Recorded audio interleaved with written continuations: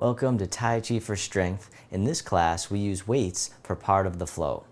Now the weights are optional, but you can use soup cans, wooden spoons from your kitchen, light dumbbells, PVC pipe, or even water bottles. You can get creative, but start off with no more than 1 pound, and then you can always increase the next time. All right, if you don't want to use weights, you can always use sword fingers, which is your index and middle finger, and just imagine that those are the weights. All right, so today I'm going to be using my Begin with Breath swords. So I designed these myself, and we actually make them right here in Asheville, North Carolina. And so these swords, they're made of solid wood, they're made of ash, and they have walnut handles. And so they're about actually less than 1 pound. So we don't have to go real heavy, and you'll start to feel stronger over time. You'll build strength and endurance, even if the weights aren't that much. It's kind of deceiving, because after we do the flow, especially in our studio, we do for about 30 minutes, then you start to feel it. But we'll just do a shorter flow today, about 15 minutes, maybe 20. I don't like to be too rigid, as you probably know. But as always, don't worry about getting these movements perfect. Don't worry about memorizing anything. Just follow along and do what you see.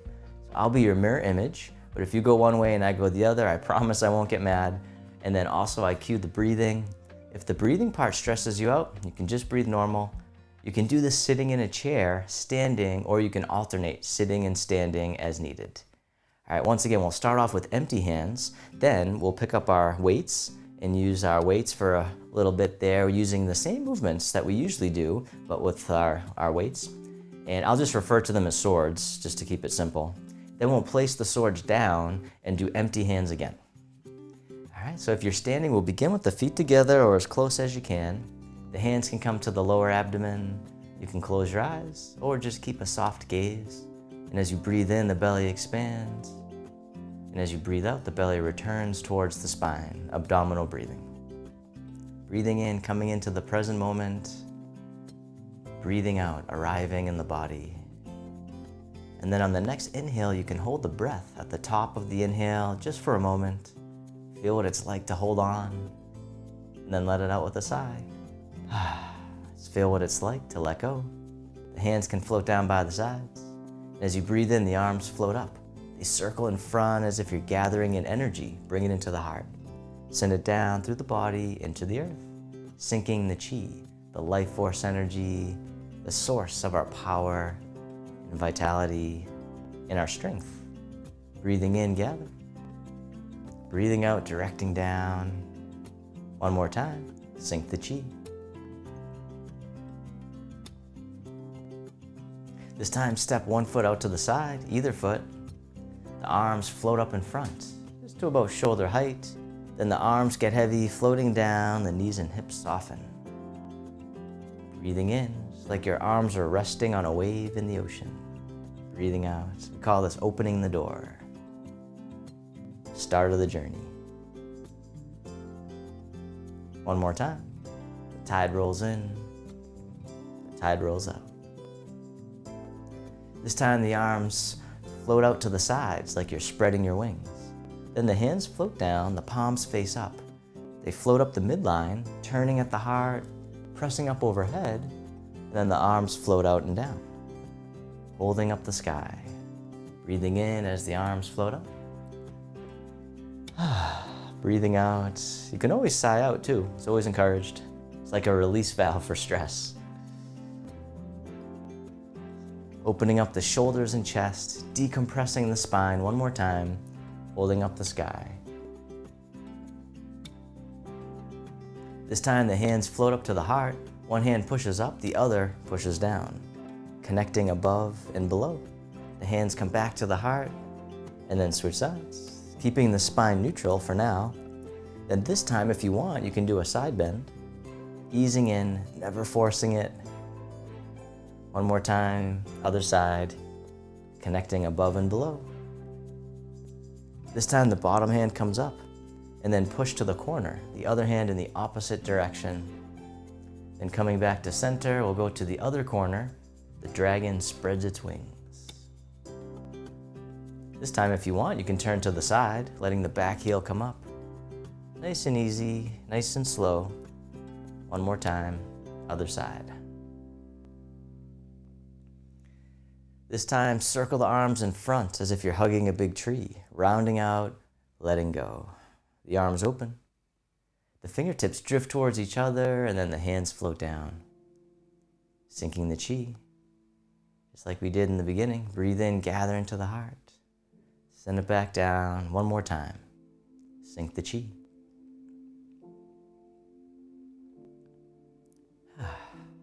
And then from here, you can pick up your weights if you want. Once again, you can use sword fingers, your index and middle finger, and just imagine those are the weights. But if you have some, you can go ahead and pick them up now.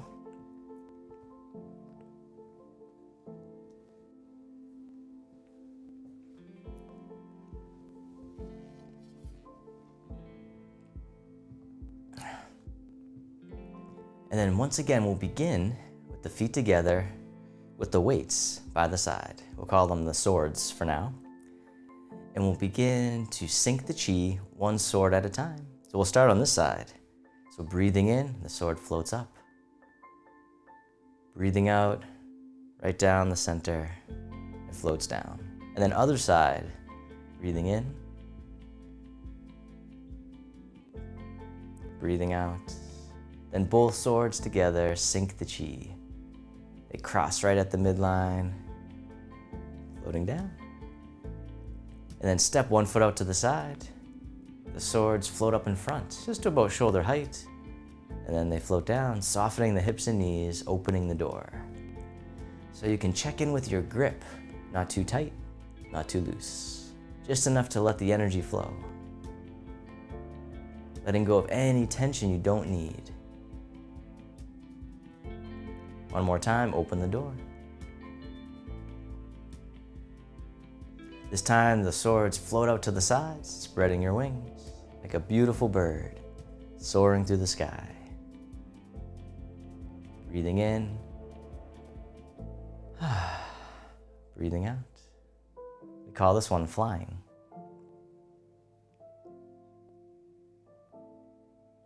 One more time.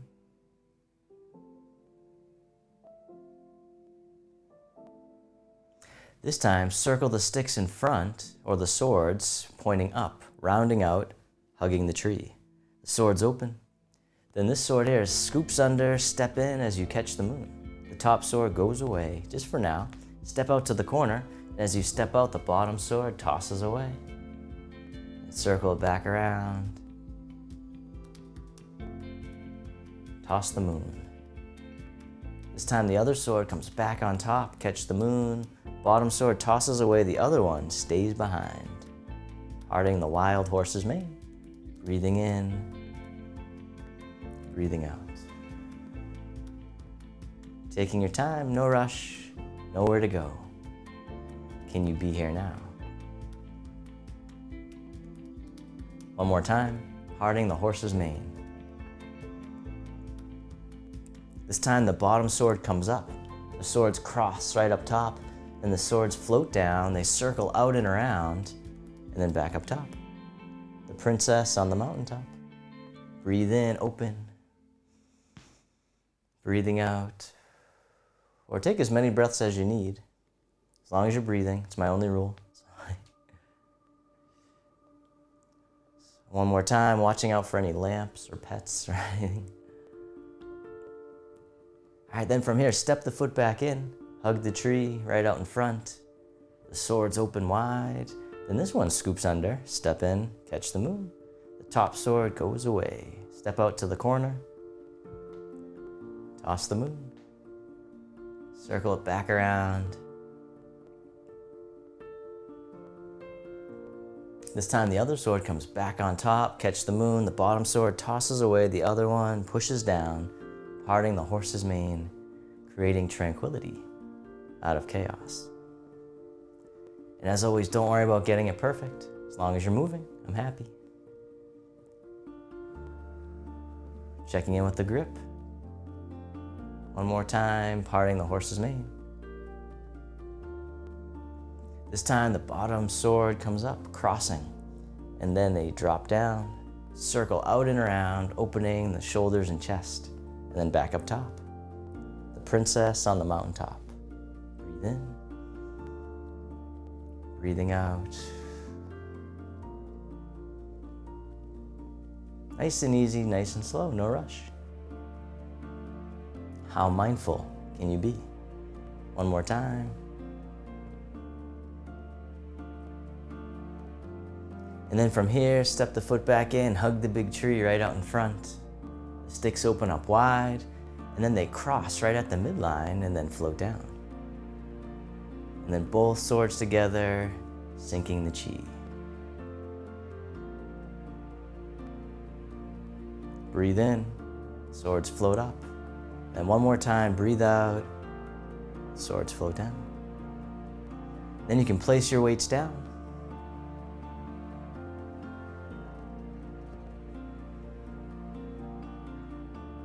And then just taking a moment to feel the sensations in the body, just noticing the contrast, empty versus full. And then both hands together, sink the chi. Breathe in, the arms float up, gather in front, right into the heart, send it back down. Sometimes you can feel more sensations when you start moving. Sinking the chi one more time.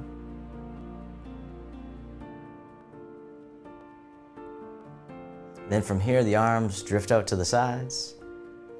And then step one foot in, the wrists cross right out in front at the heart. Then step out to the side, the hands brush out as well. This time you can lift the leg if you want, touching down as needed, right out in front. Now you can keep your toe down, or you can lift the knee and point it to the corner, opening up the hip. This time you can kick out the heel. You can kick it straight to the corner or just straight down or anywhere in between. All right, this time you can open up the arms as you kick the heel kick. Let's do that one again. And once again, you can kick straight out to the corner too. Just meeting yourself where you're at. You can always go forward from there. One more time, step up and kick with heel. Beautiful. Stepping down, the arms float out to the sides. Then we'll step the other foot in, cross the wrists right out in front, right at the heart level. Then step out, the hands brush out as well. Step in and lift the leg if you like. Once again, you can keep the toe down at any point. And then you can keep the knee pointing forward, or you can point it to the corner, opening the hip. This time you can kick the heel, either straight to the corner or down to the floor, or anywhere in between. And then finally, we can open the arms as we kick the heel kick. Let's do that one again. I'll kick a little higher this time. See what that feels like. Just bringing a sense of curiosity, letting go of judgments if you can. One more time, the heel kick. And stepping down, the arms float out to the sides. Then the hands float down, the palms face up, one hand right on top of the other. And the bottom hand drops down, floats all the way up and over, and then down the center line of the body. And then switch sides, breathe in as the hand floats up. Breathing out, centering. Let's do that one again, creating mental focus and clarity. One more time, centering.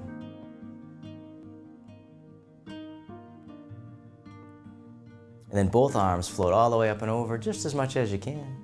The hands float down as you soften the hips and knees. Then circle the hands in front as if you had a big ball right in front of the body, scooping under, back up to the heart, and then down. All the way up and over again, down to the waist.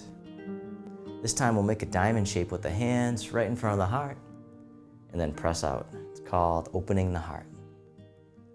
The hands can float down. Let's do that one again. Breathing in as you rise up. Breathing out as the hands float down. Circling the ball, gathering in the energy to transform into loving kindness and self-compassion. All the way up and over. One last time, down to the waist. This time we'll make the diamond shape again, right in front of the heart, and then press out, reaching, connecting, sending out all your loving kindness out to the world. May all beings be free from suffering. May they be happy. May they be healthy. May they live with ease. And then turning your palms to face yourself, the hands come to the heart. May I be kind to myself. May I feel connected with all beings. May I love myself just as I am.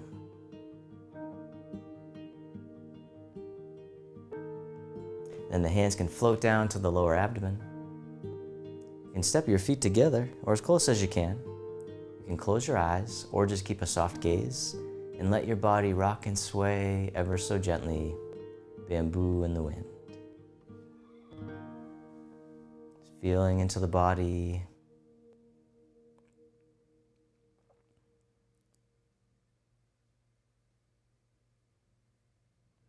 Just feeling the breath. Just noticing the inflow and the outflow of the breath without trying to control it in any way. And then you can bring your attention into your heart, expressing gratitude to yourself for being here today, to cultivate strength, flexibility, and balance of body and mind, and compassion in the heart.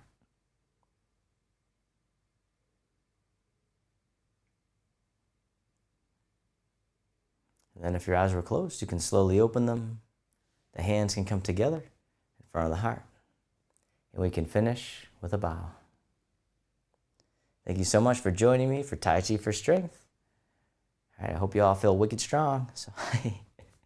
And so what I'd love though for you to do is, if you wouldn't mind, I'd love to hear about your experience. So type in the chat or the comments how you're feeling right now. Even if it's only one word, some people feel relaxed or energized or whatever it is, it's okay. I'd love to hear about it. So, all right, and then what I'm going to do now is show you the best exercises for your hips, as well as something I've used with hundreds of patients to help with hip pain. All right, so in order to make sure your hips stay healthy, it's best to make sure that they are flexible and strong. And then also, so I'm going to show you an exercise for flexibility, an exercise for strength, and if you have pain, something that you can do that might work. I can't guarantee, like I said, everyone's different, but I've helped a lot of people with this, it has worked. I would say about 80% of people I've showed this exercise to, it's reduced their pain in their hip by at least 50%. So it's not magic, but it's very helpful for many. So the first thing I want to show you is the best thing you can do for your hips for flexibility, and it's called hip circles. All right, so stand with your feet about shoulder width apart, place your hands on your hips, and then begin to rotate the pelvis in a circle. All right, so this is going to be nice and easy, so we're not trying to set any records today, but it can really help to loosen up the hips. Now keep in mind, just by doing Tai Chi, you're probably going to increase your flexibility, strength, and reduce your pain just by doing Tai Chi each week with me and the rest of Begin With Breath community. But these are some additional things you can do, especially if you want a little boost in flexibility, strength, and pain relief. All right, let's reverse direction. And so you can start off with small circles, and then you can make them bigger if you want, but they don't have to be very big. All right, I'm going to show you one variation. All right, so this one I show a lot in the orientation and in our studio, but I wanted to actually show you a little variation. So this one, you can do a bow step. So for those that don't remember or don't know yet, the bow step is the most common stepping pattern in Tai Chi. It's basically a Tai Chi lunge. So your front leg is forward, the back leg is out 45 degrees. We have a channel, so we're not real narrow. So in Tai Chi, we're nice and stable because it's a martial art. So we want to make sure we can maneuver and apply techniques. Now, most people use it for health and wellness, so this also helps for strength and stability. All right, so now that we're in our Tai Chi lunge, then what you can do is begin to rotate the pelvis this way and just see how that feels compared to when the feet were symmetrical. All right, now if this hurts, you can skip this one, just do symmetrical and then reverse direction. But it's a nice way to loosen up your hip and it's very specific to what you do in Tai Chi. So this might even help with your Tai Chi. All right, let's switch sides. So remember, we're in our bow step. So 60% of your weight's in the front leg, 40 in the back. But then we start to rotate and shift the weight and circle the hips and just see how that feels. Once again, if it bothers you, you can skip it or just do the symmetrical stance with the feet parallel. All right, reverse direction. But it's a great, it's just a little variation that you can loosen the hip in a different angle. So this can really help with hip flexibility. Now for hip strength, the best thing you can do is called the mini squat. All right, I also have this in the joint circle routine. So this is just really one of the best exercises you can do. It's very functional. All right, so once again, stand with your feet shoulder width apart. Now I'm gonna show you from the side because the angle is the key. All right, so with the mini squat, what you wanna do is send your hips back. And see how my chest comes forward? So if you keep your chest upright, you might fall backwards, so don't do that. So instead, hinge from the hips. So it's like a hinge, and then come back up. All right, so you hinge from the hips, and then come up. So you don't want your knees to come forward. That's gonna put a lot of stress on your knee joints and on your low back. So instead, sit back. All right, you can hold the arms out too for balance if you need to, or if you just, sometimes it's just kind of comfortable to let the hands come up as you squat down. But you don't have to go very low. All right, let's do one more. All right, so for that one, you can do 5 or 10 repetitions every day, and that can be really helpful. Oh yeah, for the circles, I recommend doing about 5 or 10 each direction. All right, now you can do more, but start off light, and you can always do more the next time.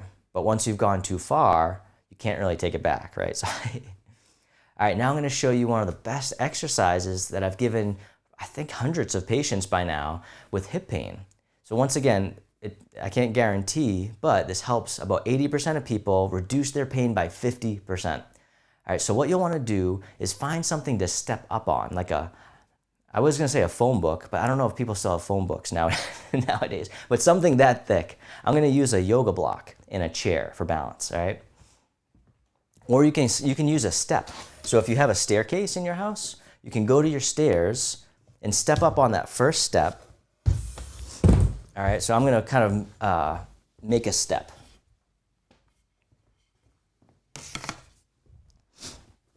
All right, so I have a yoga block. I'm gonna pretend this is my step. All right, so what you would do is you come on the first step on your stairs or on a block or a big book or something, and then hold on to the railing, and then you'll see one leg is just dangling.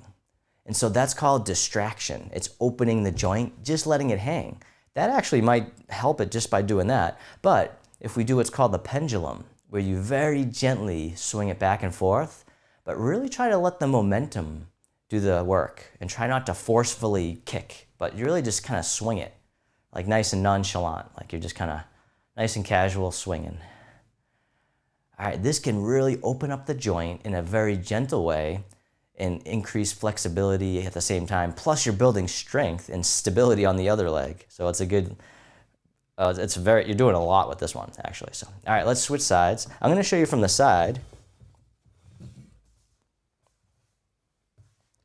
So the one leg is just kind of dangling and we're just letting it swing. It doesn't have to be very much. Actually, less is more with this one, but it's called leg pendulums. It's like a pendulum, all right? So just letting the legs swing back and forth. All right, so I usually say step up on something because it's kind of hard to do if you get caught on the floor. So if you raise yourself up, then what that does is it really starts to loosen up the joint. And if you have pain, it can really help reduce it. Like I said, I've helped, I would say about 80% of the people I've given this to, it's at least helped reduce it by up to 50%. But let me know. Let me know if it helps or if it doesn't. Either way, I'd love to hear some feedback on that one. And if that is helpful, type in value in the comments, just so I know that that was something that I'll bring up maybe in the future too. So, but I wanted to make sure we talked about the hips today because let's see, last week I think we talked about the knees. We talked about, the shoulders. So I'm kind of taking a different joint each week. And so next week, let's do the neck. All right, so next week, I'll show you some tips for neck to keep your neck healthy and also something that I've used to help people with pain. All right, once again though, if you do have pain, I do recommend first off getting an evaluation from a physical therapist. That's my disclaimer. So, all right, so I do have a poem I wanted to share with you. So if you can stick around for a few more, and then I have a few announcements. All right, so this poem is from a Sufi poet named Hafiz. Admit something. Everyone you see, you say to them, love me. Of course, you do not do this out loud, otherwise someone would call the cops. Still though, think about this great pull in us to connect. Why not become the one who lives with a full moon in each eye, that is always saying, with that sweet moon language, what every other eye in this world is dying to hear. So that was a nice, sweet one, I thought. But I just really was drawn to that one because of the connection. So when I've done a lot of inner work, I found that one of my deepest values, if not my deepest, is connection. That is my deepest value and need that I have, that I really strive to cultivate. Things that actually promote that. So although many of us have these desires and needs and values, we oftentimes do things that do the opposite of getting those needs met, right? So even, it's like we do the exact things that keep us suffering. And a lot of times we do them over and over again. And so by coming to Tai Chi each week, we start to identify these things. We start to slow down a little bit so that we can see patterns that are no longer serving us, and then we can let them go. And then we can keep the ones that are serving us so that we can really see and become empowered to make choices that make our lives better and the lives of the ones we love and the whole world better too. All right, well, thank you so much for coming today. I hope you enjoyed this Tai Chi for Strength class. We'll probably do this periodically throughout the year in addition to our Tai Chi Flow.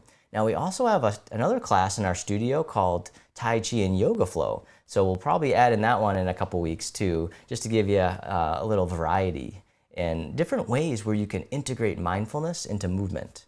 All right, there's so many different ways. I like to combine a lot of different things because I found that there's not really one thing that has it all. And so I like to combine certain things to really just become more well-rounded, I guess, or holistic.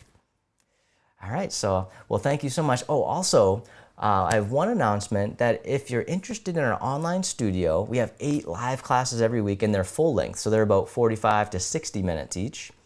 Actually, we run about 60 now because we do a little meditation at the end now too for my classes. But if you're interested, we also have monthly workshops and online courses in traditional Tai Chi. So if you're interested, then I encourage you to register for our free online studio tour this Saturday at 1 p.m. Eastern. Okay, it's via Zoom, so you have to register in order to attend. And then once you register, you'll get a link to join the session, just like a regular Zoom session. And then you'll also get a link to the replay. So even if you can't make it, but if you're interested in the studio, then I would still say register. We'll also do a Tai Chi Flow too, so we'll do a little movement as well. All right, so click on the link. It's either above, below, or to the side of the video, depending on which device and platform you're on, but it should be around there somewhere. I'll also post it in the comments. But if you have trouble finding it, then just type in online studio tour in the comments and I'll just reply with the link. All right, well, thank you all so much. Next week, we'll talk about neck health, what's the best exercises for the neck and how to reduce neck pain. We'll also do our Tai Chi Flow. So thank you so much. And until we meet again, I wish you peace, happiness, and harmony. Thank you.